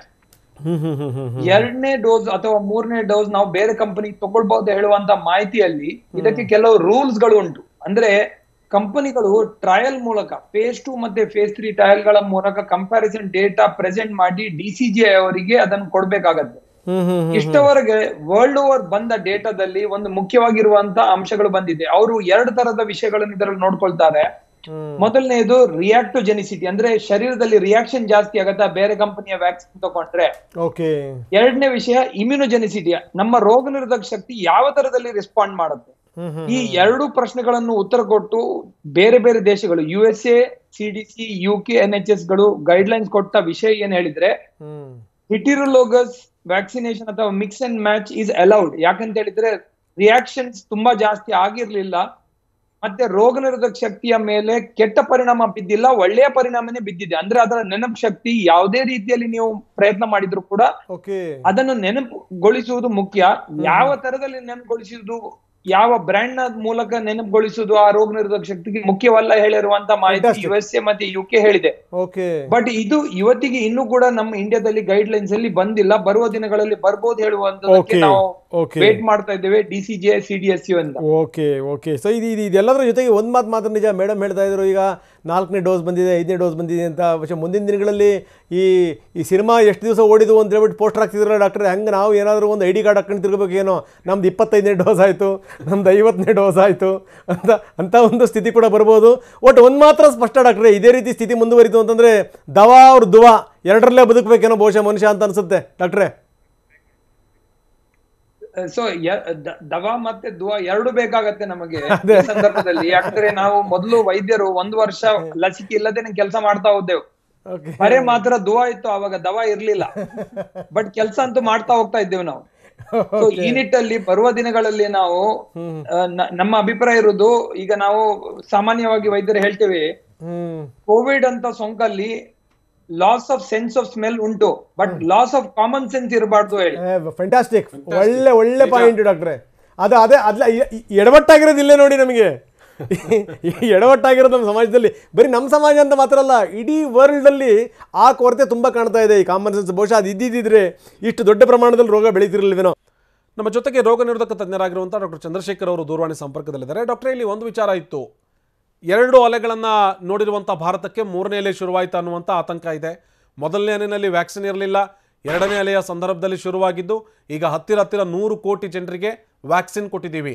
3ನೇ ಅಲೆಯ ಅಬ್ಬರ ಎಷ್ಟರ ಮಟ್ಟಿಗೆ ಇರ್ಬೋದು ಅಂತೇಳಿ ಅಂದಾಜಿಸ್ಬೋದು. ಒಂದೊಮ್ಮೆ ಏನಾದರೂ 3ನೇ ಅಲೆ ಶುರುವಾಗಿದೆ ಅನ್ನೋದಾದರೆ ತೀವ್ರತೆ ಎಷ್ಟರ ಮಟ್ಟಿಗೆ ಇರ್ಬೋದು ಡಾಕ್ಟರ್? ಇದು ಆಕ್ಚುಲ್ ಆಗಿ ಈಗಿರ್ತಕ್ಕಂಥ ಒಮಿಕ್ರಾನೇ ಆದ್ರೆ ತೀವ್ರತೆ ಮೊದಲಷ್ಟು ಇರೋದಿಲ್ಲ ಆಕ್ಚುಲ್ ಆಗಿ. ಈಗ ನಾವು ಅಬ್ಸರ್ವ್ ಮಾಡೋ ಪ್ರಕಾರ ನಂಬರ್ ಆಫ್ ಅಡ್ಮಿಷನ್ಸ್ ಕೂಡ ಕಡಿಮೆ ಇದೆ.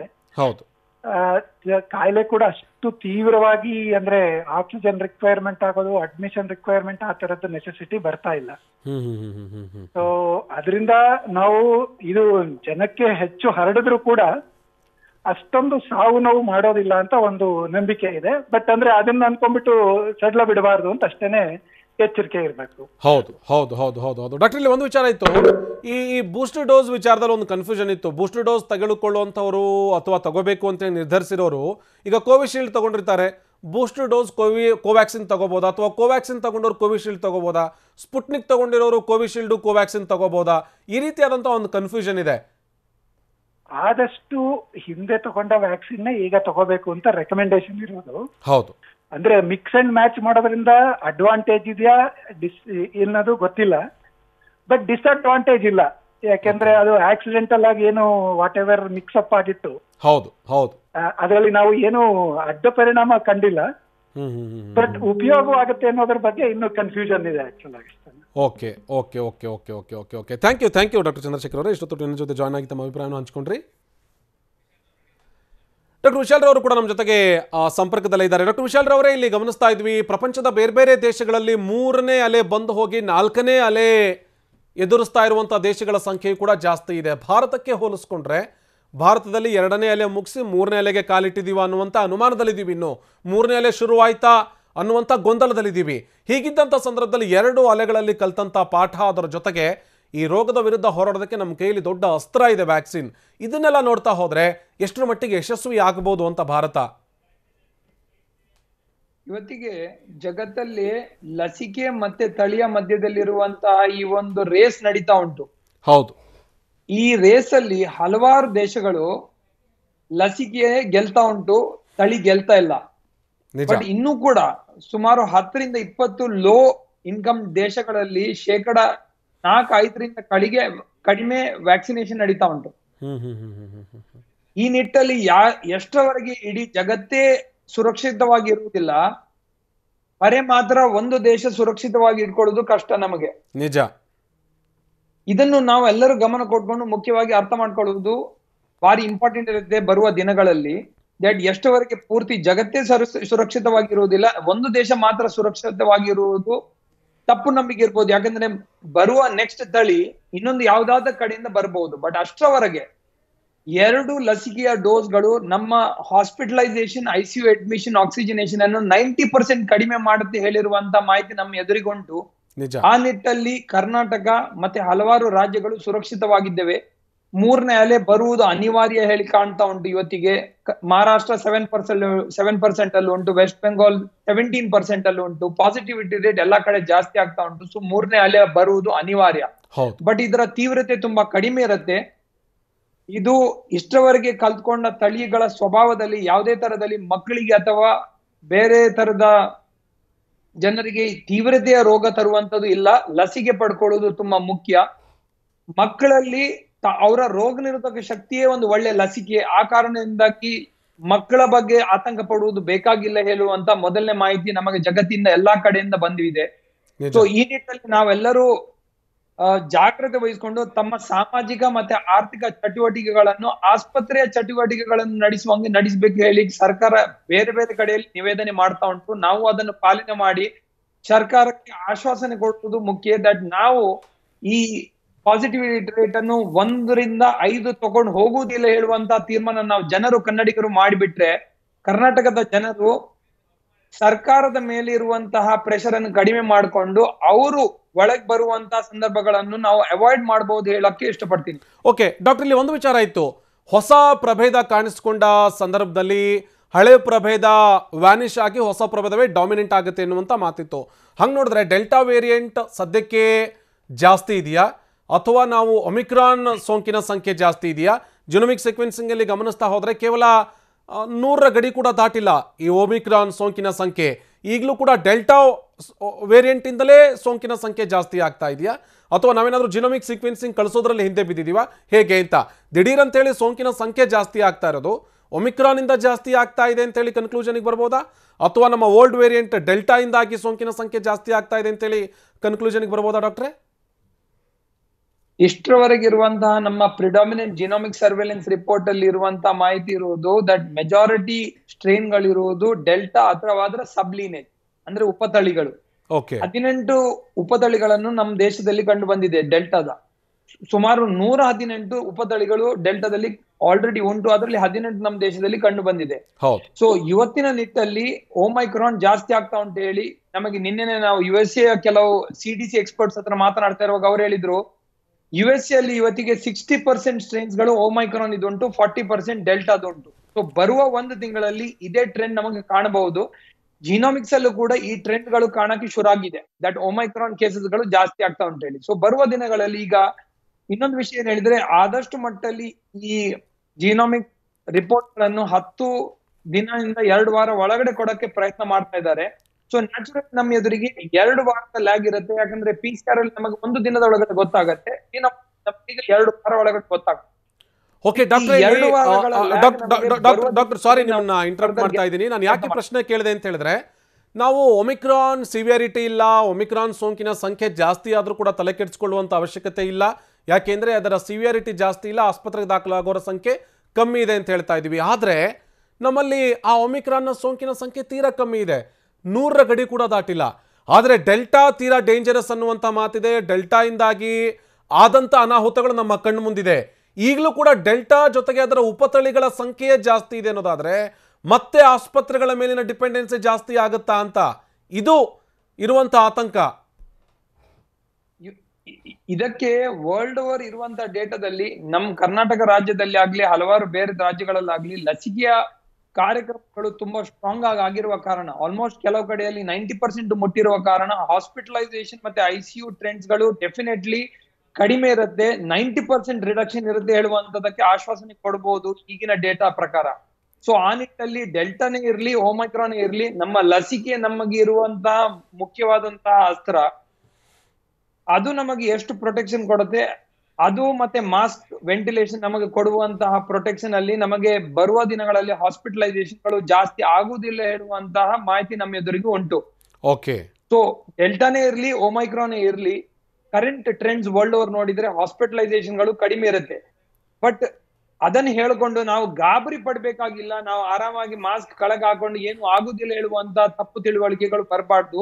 ಲಸಿಕೆಗಳು ನಮಗೆ ಪ್ರೊಟೆಕ್ಷನ್ ಕೊಡುತ್ತೆ, ಪ್ರಿವೆನ್ಷನ್ ಮಾಡುವುದಿಲ್ಲ. ಅದರಲ್ಲೂ ಕೂಡ ಅಸಾಂಕ್ರಾಮಿಕ ರೋಗಿಗಳಲ್ಲಿ ವಯಸ್ಸಾದವರಲ್ಲಿ ಇನ್ನೂ ಜಾಗ್ರತೆ ವಹಿಸುವುದು ತುಂಬಾ ಮುಖ್ಯ. Okay okay, thank you doctor Vishal ರವರೇ. ಇಷ್ಟೊತ್ತು ಟಿವಿನ ಜೊತೆ ಮಾತನಾಡಿದ್ರೆ ನಿಮ್ಮ ಅಭಿಪ್ರಾಯವನ್ನು ಹಂಚಿಕೊಂಡ್ರೆ. ನಿಮ್ಮ ಜೊತೆಗೆ ಡಾಕ್ಟರ್ ಅಶ್ವಿನಿ ಮಲ್ಲಾಡ್ ಅವರು ಕೂಡ ಜಾಯ್ನ್ ಆಗಿದ್ದಾರೆ ಅಮೆರಿಕದಿಂದ. ಹಾಗೆಯೇ ದಿವ್ಯಾ ಚಂದ್ರದವರು ಕೂಡ ನಮ್ಮ ಜೊತೆಗಿದ್ದಾರೆ. ಯಾಕೆಂದರೆ ಇರುವಂಥ ವೇರಿಯಂಟ್ ಒಮಿಕ್ರಾನ್ ಸೋಂಕಿನ ಸಂಖ್ಯೆ ಕಮ್ಮಿ ಇದೆ, ಡೆಲ್ಟಾ ಸೋಂಕೆ ಜಾಸ್ತಿ ಇದೆ. ಹಾಗಿದ್ರೆ ಆಸ್ಪತ್ರೆಗಳ ಮೇಲೆ ಏನಾದರೂ ಹೊರೆ ಬೀಳುವಂಥ ಸಾಧ್ಯತೆ ಇದೆಯಾ, ಎಷ್ಟರ ಮಟ್ಟಿಗೆ ಎಚ್ಚರಿಕೆಯಿಂದ ಇರಬೇಕು, ಇದೆಲ್ಲದ್ರ ಬಗ್ಗೆ ಮಾತನಾಡ್ತಾ ಹೋಗ್ತೀವಿ. ದಿವ್ಯಾ ಚಂದ್ರದವರೇ, ಆಗಲೇ ಗಮನಿಸ್ತಾ ಇದ್ವಿ, ಒಂದು ಕಡೆಗೆ ಡೆಲ್ಟಾ ಇದೆ, ಒಮಿಕ್ರಾನ್ ಕೂಡ ಇದೆ, ಡೆಲ್ಟಾ ಪ್ಲಸ್ ಒಮಿಕ್ರಾನ್, ಡೆಲ್ಮಿಕ್ರಾನು ಕೂಡ ಕಾಣಿಸ್ಕೊಂಡಿದೆ. ಇಷ್ಟೆಲ್ಲ ಪ್ರಭೇದ ಕಾಣಿಸ್ಕೊಂಡ ನಂತರದಲ್ಲೂ ಕೂಡ ಸಾವು ನೋವು ಜಾಸ್ತಿ ಪ್ರಮಾಣದಲ್ಲಿ ಆಗ್ತಾ ಇಲ್ಲ ಅಂತ ಹೇಳಿದ್ರೆ ನಾವೇನಾದ್ರೂ ಎಂಡ್ ಸ್ಟೇಜಿಗೆ ಬಂದು ತಲುಪ್ತಾ ಇದೀವ ಅಂತ? ಖಂಡಿತ. ಇವಾಗ ಯಾವುದೇ ಒಂದು ಇನ್ಫೆಕ್ಷನ್ ಆಗಲಿ, ಈ ಹಿಂದೆ ಸ್ಪ್ಯಾನಿಷ್ ಫ್ಲೂ ಬಂತು, ಅದು ಒಂದು ಪೀರಿಯಡ್ವರೆಗೂ ಅದು ಇನ್ಫೆಕ್ಷಿಯಸ್ ಆಗಿರುತ್ತೆ, ತುಂಬ ಹಾರ್ಮ್ಫುಲ್ ಆಗಿರುತ್ತೆ. Over A period of time ಅದು ವಿರಿಲೆನ್ಸ್ ಕಳ್ಕೊಳ್ತಾ ಹೋಗುತ್ತೆ. ನಾವು ಈಗ ಪ್ಯಾಂಡಮಿಕ್ ಇಂದ ಎಂಡಮಿಕ್ ಸ್ಟೇಜಿಗೆ ಬಂದಿದ್ದೀವಿ ಅಂತ ಹೇಳಕ್ಕೆ ಇಷ್ಟಪಡ್ತೀನಿ. ಯಾವಾಗ ಪ್ರಪಂಚಾದ್ಯಂತ 80% ವ್ಯಾಕ್ಸಿನೇಷನ್ ಕಂಪ್ಲೀಟ್ ಆಗಿ ಆಗ್ತೀವೋ ಒಂದು ಮಟ್ಟಿಗೆ ಹರ್ಡ್ ಇಮ್ಯುನಿಟಿನ ಅಚೀವ್ ಮಾಡ್ತೀವಿ. ನಾವು ಇವಾಗ ಕರ್ನಾಟಕದಲ್ಲಿ ನೋಡಿದ್ರೆ ನೀವು ಹೇಳ್ತಾ ಇದ್ದೀವಿ ಓಮ್ನಿಕಾನ್ ಕಡಿಮೆ ಇದ್ದನು, ಏನಕ್ಕೆ ನಂಬರ್ ಆಫ್ ಕೇಸಸ್ ಜಾಸ್ತಿ ಆಗ್ತಾ ಇದೆ. ಇದಕ್ಕೆಲ್ಲ all credits goes to vaccination. Vaccination ಯಾರ್ಯಾರು ತಗೊಂಡಿದಾರೋ ಅವರಲ್ಲೆಲ್ಲ ಕಾಮನ್ ಕೋಲ್ಡ್ ತರ ಬಂದೋಗಿರುತ್ತೆ. ಇವಾಗ ರ್ಯಾಂಡಮ್ ಆಗಿ 100 ಜನನ ಟೆಸ್ಟ್ ಮಾಡಿದ್ರು ಅಟ್ಲೀಸ್ಟ್ ಮಿನಿಮಮ್ 5 ಇಂದ 10 ಜನಕ್ಕೆ ಕೋವಿಡ್ ಪಾಸಿಟಿವ್ ಬರುವಂತ ಚಾನ್ಸಸ್ ಇದೆ. ಇದೊಂದು ಕಾಮನ್ ಫ್ಲೂ ತರ ಆಗ್ತಾ ಹೋಗ್ತಾ ಇದೆ. ಬಟ್ ಅದರಿಂದ ಅಸಡ್ಡೆ ಮಾಡ್ಬಿಟ್ಟು ಹೆಂಗ್ ಬೇಕೋ ಹಂಗಿರ್ಬೋದು ಅಂತಲ್ಲ. ಈ ವೇರಿಯಂಟ್ಸ್ ಮ್ಯೂಟೇಟ್ ಆಗ್ತಾ ಲೆಸ್ ವಿರುಲೆನ್ಸ್ ಕಾಣಿಸ್ಕೊಂತಾ ಹೋಗ್ತದೆ. ಅದೇ ಟ್ರಾನ್ಸ್ಮಿಷನ್ ಇನ್ಫೆಕ್ಷನ್ ರೇಟು ಜಾಸ್ತಿ ಆಗ್ತಾ ಹೋಗುತ್ತೆ. ಈಗ ನೋಡಿದ್ರೆ ಹಾಸ್ಪಿಟಲೈಸೇಷನ್ ಬರೀ 6% ಇದೆ. ಅಂದ್ರೆ 100 ಜನಕ್ಕೆ ಕೋವಿಡ್ ಪಾಸಿಟಿವ್ ಬಂದ್ರೆ 6 ಜನ ಹಾಸ್ಪಿಟಲ್ಗೆ ಹೋಗುವಂತ ಚಾನ್ಸಸ್ ಇದೆ. ಅವರಿಗೆ ವೆಂಟಿಲೇಟರ್, ಆಕ್ಸಿಜನ್ ಸಪೋರ್ಟ್ ಬೇಕಾಗ 1 ಅಥವಾ ತೀರಾ ಕಡಿಮೆ ಇದೆ. ಎಲ್ಲ all credits goes to vaccination. ಖಂಡಿತವಾಗಿ ವ್ಯಾಕ್ಸಿನೇಷನ್ ಡ್ರೈವ್ ಇವಾಗ ಮಕ್ಕಳಲ್ಲಿ ಜಾಸ್ತಿಯಾಗಿ ನಡಿಬೇಕಾಗಿ ಬಂದಿದೆ. ಆಗ್ಲೇ ಮಕ್ಕಳಲ್ಲಿ ವ್ಯಾಕ್ಸಿನೇಷನ್ ಬಂದಿದೆ, ಮಕ್ಕಳಲ್ಲಿ ಜಾಸ್ತಿ ಆಗಬೇಕು. ಆಂಟಿಬಾಡೀಸ್ ಕ್ರಿಯೇಟ್ ಮಾಡುತ್ತೆ ಈ ವ್ಯಾಕ್ಸಿನೇಷನ್. ಅದೇ ಟೈಮ್ ಸೆಲ್ ಮೀಡಿಯೇಟೆಡ್ ಇಮ್ಯುನಿಟಿ ಅಂತ ಇರುತ್ತೆ. ಆ ಸೆಲ್ ಮೀಡಿಯೇಟ್ ಇಮ್ಯುನಿಟಿ 6 ತಿಂಗಳಿಗಿಂತ ಜಾಸ್ತಿ ಇರುತ್ತೆ. ಸೆಲ್ ಇಮ್ಯುನಿಟಿ 6 ತಿಂಗಳಿಂದ ಜಾಸ್ತಿ ಆಗ್ತಾ ಇರುತ್ತೆ. ಇದನ್ನ ನೋಡ್ತಾ ಇದ್ರೆ ಖಂಡಿತವಾಗಿ ಈ ಬೂಸ್ಟರ್ ಡೋಸ್ ಬಗ್ಗೆನೂ ಬೇರೆ ಬೇರೆ ಪಾಪ್ಯುಲೇಷನ್ಗೆ, ಎಲ್ಡರ್ ಪಾಪ್ಯುಲೇಷನ್ಗೆ ಒತ್ತು ಕೊಡಬೇಕಾಗಿ ಬರುತ್ತೆ. ಹಾಗೂ ಸೆಕೆಂಡ್ ಡೋಸ್ ಯಾರು ತಗೊಂಡಿಲ್ವೋ ಖಂಡಿತವಾಗಿ ವ್ಯಾಕ್ಸಿನ್ ಅವ್ರು ತಗೋಬೇಕಾಗಿ ಬರುತ್ತೆ. ಇನ್ನೂ ಕೆಲವರು ವ್ಯಾಕ್ಸಿನೇ ತಗೊಂಡಿಲ್ಲ, ಅವರು ವ್ಯಾಕ್ಸಿನೇಷನ್ ಬಗ್ಗೆ ತಗೋಕ್ಕೆ ಸರ್ಕಾರ ಹೇರಿಕೆ ಮಾಡಬೇಕಾಗಿ ಬರುತ್ತೆ. ಇಲ್ಲ ಅಂದ್ರೆ ಅವರಿಂದ ಬೇರೆಯವ್ರಿಗೆ ಕೋಮಾರ್ಬಿಡಿಟಿ ಸ್ಟೇಟಸ್ ಯಾರ್ಯಾರಿಗೆ ಅವರಿಂದ ಅಫೆಕ್ಟ್ ಆಗುವಂತ ಚಾನ್ಸಸ್ ಜಾಸ್ತಿ ಇದೆ. ಓಕೆ, ನಿಮ್ಮ ಜೊತೆಗೆ ಮತ್ತೆ ಮಾತನಾಡ್ತೀನಿ. ನಮ್ಮ ಜೊತೆಗೆ ಅಶ್ವಿನಿ ಮಲ್ಲಾಡ್ ಅವರು ಕೂಡ ಜಾಯ್ನ್ ಆಗಿದ್ದಾರೆ ಅಮೆರಿಕದಿಂದ. ಡಾಕ್ಟರ್ ಅಶ್ವಿನಿ ಮೇಡಮ್, ತಾಂತ್ರಿಕ ಕಾರಣದಿಂದ ಸಂಪರ್ಕ ಸಾಧ್ಯ ಆಗ್ತಾ ಇರಲಿಲ್ಲ. ಹೇಗಿದೆ ಮೇಡಮ್ ಅಲ್ಲಿನ ಸಿಚುವೇಶನ್? ಆಸ್ಪತ್ರೆಗೆ ಹೋಗುವಂತವ್ರ ಸಂಖ್ಯೆ ಏನಾದರೂ ಜಾಸ್ತಿ ಇದೆಯಾ? ಹೌದು, ಇಲ್ಲಿ ಲಾಸ್ಟ್ 1 ವೀಕ್ ಅಲ್ಲಿ ಡೇಟಾ ನೋಡಿದ್ರೆ CDC ರಿಲೀಸ್ ಮಾಡಿದ್ರು 40% ಇನ್ಕ್ರೀಸ್ ಆಗಿದೆ ಹಾಸ್ಪಿಟಲ್ ಅಡ್ಮಿಷನ್. ಓಕೆ, ಅದ್ರಲ್ಲಿ ನೀವು ಏಜ್ ವೈಸ್ ಡಿವೈಡ್ ಮಾಡಿದ್ರೆ ಏನ್ ನೋಡ್ತಾ ಇದೀವಿ ಅಂದ್ರೆ ಸಣ್ಣ ಮಕ್ಕಳು like 0 to 19 year of age ಅಲ್ಲಿ 85% ಇನ್ಕ್ರೀಸ್ ಆಗಿದೆ hospital admission. Okay, which is concerning. ನಿಜ. ಸದ್ಯಕ್ಕೆ ಡೆತ್ ರೇಟ್ ಅಂತ ಏನು ಗೊತ್ತಿಲ್ಲ ಸಣ್ಣ ಮಕ್ಕಳಲ್ಲಿ, but like 18 to 30 year old ಕೂಡ ಹಾಸ್ಪಿಟಲ್ ಬರ್ತಾ ಇದ್ದಾರೆ. ಅವ್ರ ಸಂಖ್ಯೆ 57% ವರೆಗೆ ಜಾಸ್ತಿ ಆಗಿದೆ. ಓಕೆ ಡಾಕ್ಟರ್, ಇಲ್ಲಿ ಯಾವುದು ಡಾಮಿನೆಂಟ್ ವೇರಿಯಂಟ್ ಅಂತ ಅಲ್ಲಿ ಒಮಿಕ್ರಾನ್ ಕೇಸ್ಗಳ ಸಂಖ್ಯೆನೇ ಜಾಸ್ತಿ ಇದೆಯಾ ಅಥವಾ ಡೆಲ್ಟಾ ಜಾಸ್ತಿ ಕಾಣಿಸ್ಕೊಳ್ತಾ ಇದೆಯಾ? ಈ ವೀಕಿನ ಡೇಟಾ ಪ್ರಕಾರ ಒಮಿಕ್ರಾನ್ ಇರೋದು 50 to 70% ಅಂತ ಹೇಳಿದ್ದಾರೆ. ಓಕೆ, ಇನ್ನು ಡೆಲ್ಟಾ ಇದೆ, but omicron predominant. Okay okay okay, thank you doctor Ashwini ಅವರೇ. ಇಷ್ಟೊತ್ತು ಟಿವಿನ ಜೊತೆ ಮಾತನಾಡಿದ್ರಿ, ನಿಮ್ಮ ಅಭಿಪ್ರಾಯ ಹಂಚ್ಕೊಡ್ರಿ. ಡಾಕ್ಟರ್ ದಿವ್ಯಚಂದ್ರದವರೇ, ಇಲ್ಲಿ ಕೊನೆಯದಾಗಿ ವ್ಯಾಕ್ಸಿನ್ ನಮ್ಮ ಬಳಿಲಿರುವಂತಹ ಅಸ್ತ್ರ, ಆ ವ್ಯಾಕ್ಸಿನಿಂದಲೇ ನಾವು ಕೋವಿಡನ್ನು ಕಂಟ್ರೋಲ್ ಮಾಡೋದಕ್ಕೆ ಸಾಧ್ಯ ಆಗಿರೋದು. ಸದ್ಯಕ್ಕೂ ನಾವೇನಾದರೂ ಯಶಸ್ವಿ ಆಗ್ತೀವಿ ಅಂತ ಹೇಳಿದ್ರೆ ಎಲ್ರಿಗೂ ಕೂಡ ವ್ಯಾಕ್ಸಿನ್ ಕೊಟ್ಟಿದ್ದೀವಿ ಎನ್ನುವಂಥ ಕಾರಣಕ್ಕಾಗಿ ವ್ಯಾಕ್ಸಿನ್ ವೆರಿ ವೆರಿ ಇಂಪಾರ್ಟೆಂಟ್. ಅದ್ರ ಜೊತೆಗೆ ಫ್ಲೋರೋನಾ ಅನ್ನುವಂಥ ಹೊಸ ವೈರಸ್ ಕೂಡ ಕಾಣಿಸ್ಕೊಳ್ತಾ ಇದೆ. ಕೊರೋನಾ ಜೊತೆಗೆ ಇನ್ಫ್ಲೂಯೆನ್ಸಾ ಎರಡರ ಡಬಲ್ ಇನ್ಫೆಕ್ಷನ್ ಅಂತ ಹೇಳ್ತಾ ಇದ್ದಾರೆ. ಏನದು ಫ್ಲೋರೋನಾ ಅಂದ್ರೆ ಈಗಾಗಲೇ ಇನ್ಫ್ಲೂಯೆನ್ಸಾ ತುಂಬಾ ವರ್ಷಗಳಿಂದ, ಸ್ಪ್ಯಾನಿಷ್ ಫ್ಲೂ ತುಂಬಾ ವರ್ಷಗಳಿಂದ ಇದೆ. ಅದೊಂಥರ ನಾರ್ಮಲ್ ಕಾಮನ್ ಕೋಲ್ಡ್ ತರ ಆಗ್ಬಿಟ್ಟಿದೆ. ಮಕ್ಕಳು ಕೂಡ ಇನ್ಫ್ಲೂಯೆನ್ಸಾ ವ್ಯಾಕ್ಸಿನ್ ಹೇರಿಕೆ ಮಾಡ್ತಾ ಇದ್ದಾರೆ. ತುಂಬಾ ಜನ ತಗೋತಾ ಇದ್ದಾರೆ, ತುಂಬಾ ಜನ ತಗೋತಿಲ್ಲ. ಬೇರೆ ಕಂಟ್ರಿಗಳೆಲ್ಲ ಅಡಲ್ಟ್ಸು ಇನ್ಫ್ಲೂಯೆನ್ಸಾ ವ್ಯಾಕ್ಸಿನ್ ಮ್ಯಾಂಡೇಟರಿ ಆಗಿ ತಗೋತಾ ಇದ್ದಾರೆ ತುಂಬಾ ಕಡೆ. ನಮ್ಮಲ್ಲಿ ಇನ್ಫ್ಲೂಯೆನ್ಸಾ ವ್ಯಾಕ್ಸಿನ್ ಇದು ಕಾಮನ್ ಕೆಮ್ಮು ಜ್ವರ ಅಂತ ಯಾರು ಅಷ್ಟು ಇಂಪಾರ್ಟೆನ್ಸ್ ಕೇಳಬೇಕು. ಈ ಡಬಲ್ ಇನ್ಫೆಕ್ಷನ್, ಕೋವಿಡ್ ಇಂದ 2 ಸಲ ಇನ್ಫೆಕ್ಷನ್ ಆಗಿ ಇನ್ಫ್ಲೂಯೆನ್ಸಾನು ಬಂದು ಇದು ಕಾಂಬಿನೇಷನ್ ಅಲ್ಲಿ ಫ್ಲೋರೋನಾ ಅಂತ ಹೊಸದಾಗಿ ಇಸ್ರೇಲ್ ಅಲ್ಲಿ ಒಂದು ಕೇಸ್ ಕಾಣಿಸ್ಕೊಂಡಿದೆ. ತುಂಬಾ ಕಡೆ ಏನ್ ಸ್ಪ್ರೆಡ್ ಆಗಿಲ್ಲ ಫ್ಲೋರೋನಾ ಅಂತ, ಇದು ಒಂದು ವೇರಿಯಂಟ್ ಅಂತೆ, ಬಂದು ಹೋಗುತ್ತೆ ಅಷ್ಟೇ. ಅದರಿಂದ ಇದು ವೈಲ್ಡ್ ಸ್ಪ್ರೆಡ್ ಆಗುತ್ತೆ ಅನ್ನೋದೇನು ಚಾನ್ಸಸ್ ಇಲ್ಲ. ಸೊ ಇನ್ಫ್ಲೂಯೆನ್ಸಾ ಬಗ್ಗೆನೂ ಸ್ವಲ್ಪ ನಿಗಾ ಇಡಬೇಕಾಗಿ ಬರುತ್ತೆ. ತುಂಬಾ ಕಡೆ ಕೋವಿಡ್ ವ್ಯಾಕ್ಸಿನ್ ತಗೊಂಡಿದ್ರೆ ಇನ್ಫ್ಲೂಯೆನ್ಸಾ ವ್ಯಾಕ್ಸಿನ್ ನೆಗ್ಲೆಕ್ಟ್ ಮಾಡಿದ್ದಾರೆ. ಸೊ ಎರಡೂ ವ್ಯಾಕ್ಸಿನ್ ತಗೊಳ್ಬೇಕು ಅಂತ ನಾನು ಹೇಳಕ್ ಇಷ್ಟಪಡ್ತಾ ಇದ್ದೀನಿ. ಡೋಂಟ್ ಪ್ಯಾನಿಕ್, ಬಿ ಪ್ರಿಪೇರ್ಡ್ ಅಂತ ಹೇಳಕ್ಕೆ ಸರ್ಕಾರ ಹಾಗೂ ಜನಸಾಮಾನ್ಯರಿಗೆ. ಪ್ಯಾನಿಕ್ ಆಗಬೇಡಿ, ಸಿದ್ಧತೆ ಪ್ರಿಪೇರ್ ಆಗಿರಿ. Prevention is better than cure. So infection prevent ಮಾಡಕ್ಕೆ ಟ್ರೈ ಮಾಡಿ ಅಂತ ಹೇಳಕ್ಕೆ. Thank you madam. ಇಷ್ಟೊತ್ತು ಟಿವಿ9 ಜೊತೆ ಮಾತನಾಡಿದಕ್ಕೆ. ಇದು ಈ ಹೊತ್ತಿನ ವಿಶೇಷ. ನಿರಂತರ ಸುದ್ದಿಗಾಗಿ ನೋಡ್ತಾ ಇರಿ ಟಿವಿ9.